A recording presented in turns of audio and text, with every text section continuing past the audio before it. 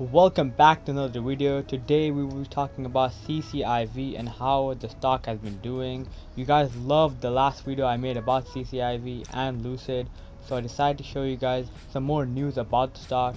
There's also an interview with the CEO of Lucid, and the Super Bowl commercial went great for Lucid. I'm not here to give any promotions about Webull, Robinhood or anything. I'm just here to get straight to the point. And if you are new around here, please make sure to hit the like button and subscribe. And if you want to see more news about stocks like CCIV, NEO and much more. CCIV stock isn't doing too well right now. The stock is down 5%. I'm sure this is because of the huge rise in price that happened in the last few weeks. So there tends to be a small downfall. The stock had a huge rise, so the dip is gonna happen sometime. If you guys are looking to buy stock during a dip, then this is your chance, because the price is a lot cheaper right now. Overall, there hasn't been that much news about CCIV or Lucid, but there was an interview with the CEO of Lucid, where he discussed the possibility of the merge with CCIV, and he also talked about how his company competes with Tesla. I think what he says is really important if you're invested in CCIV and are waiting for the merge. You guys can take a look at this. As the competition in the electric vehicle industry heats up with a possible entry by Apple, Lucid Motors, well, it's one of the EV startups that has garnered a great deal of attention. We're very happy to have Lucid CEO Peter Rawlinson join us now to discuss the industry overall. Peter, good to have you. You know, where is Lucid's place going to be in this industry, given a potential entrant from Apple years from now, but more specifically, Tesla, obviously, GM committing so much to the industry, Ford, and even the luxury automakers in Europe as well starting to ramp things up. Where does your company fit in? Well, you see our very first vehicle, the Lucid Air, in the background behind me, and we're aiming initially, unashamedly, at the luxury space. Luxury cars are dominated by the grande marques, Mercedes, Audi, BMW, Porsche, and they all have one thing in common. They're all gasoline. So there isn't an electric luxury car available in the market. That's our first position. But progressively, we'll make cars more affordable and we'll increase our volume accordingly. You are going to start rather small, of course. I think it's what annual capacity, the first phase of 34,000 units. You expect to produce 6,000 to 7,000 units this year. Is that correct? And we're talking about where? A starting price for that vehicle around $70,000? That's absolutely right. The Air starts at around 70,000, goes right up to 161,500 for the Dream Edition, the model we're going to start with. A fantastic car.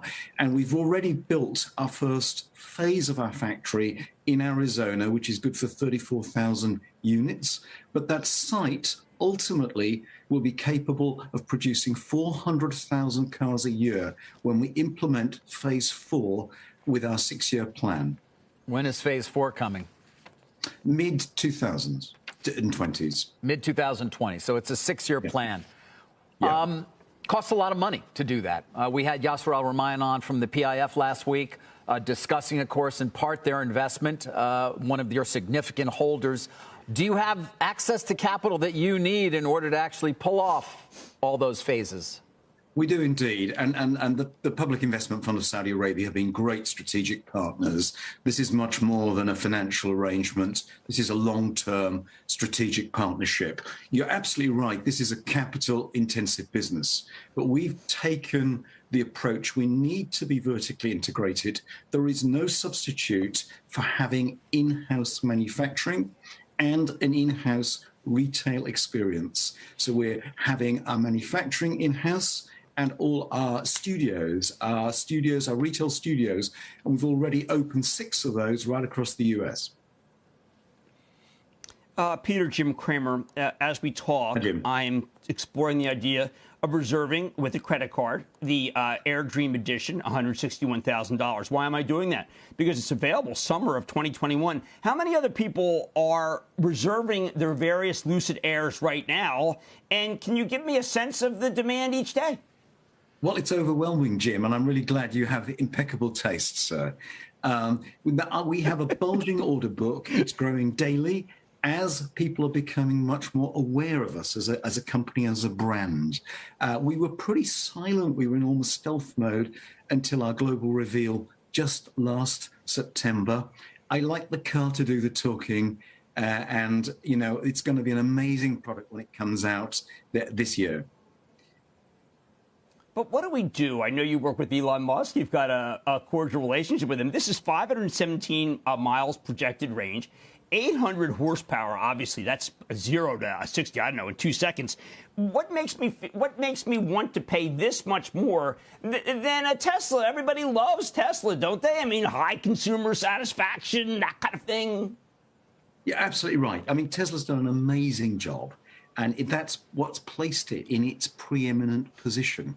But Tesla recognizes this is a technology play. This is a technology race. That's why Tesla enjoys such a high market cap.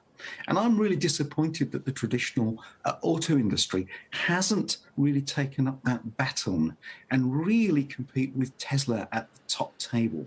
Now, our car is competing overtly in the luxury space against the likes of Mercedes-Benz. So I don't really see us as a direct competitor as Tesla in the product. But it is a very valid comparison to compare us with Tesla in terms of our technology. And in a sense, Lucid is a very similar position to where Tesla was 10 years ago. Tesla had the tech. The other entries didn't. And we see today a whole phalanx of startups in the EV space. They don't have the in-house technology. That's what differentiates Lucid. In-house technology, world-class electric vehicle tech. Right. Well, all right, just give me a quick example of what that means. What is that? Well, the core metric is efficiency. It's not range per se, because anyone can stuff a whole load of batteries in a car and achieve great range. I could double the size of the battery pack, double the range of the car, couldn't I? And that's pretty dumb. I'd call that dumb range. What really matters, the most telling metric of where any electric car company is today, there's a single metric, and that is efficiency. How far can I go per kilowatt hour? And we can go well over 4 miles per kilowatt hour.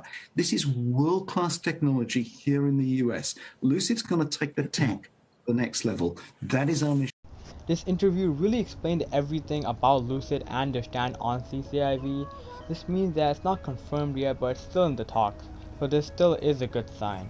I wanted to show you guys the stock price again, and I know it's down 5%, but if it does go down a little bit more, it would be a great time to buy the dip if you still believe in CCIV, and there's still a possibility of the merge happening. And after huge dips, the stock price usually recovers, so it would be a great time to invest if you're planning on holding CCIV long term. For now, I guess we have to wait and see what happens with CCIV and Lucid. To everyone who did find this video helpful, please make sure to hit the like button and subscribe to see more content like this, and I'll see you guys in the next one. Peace.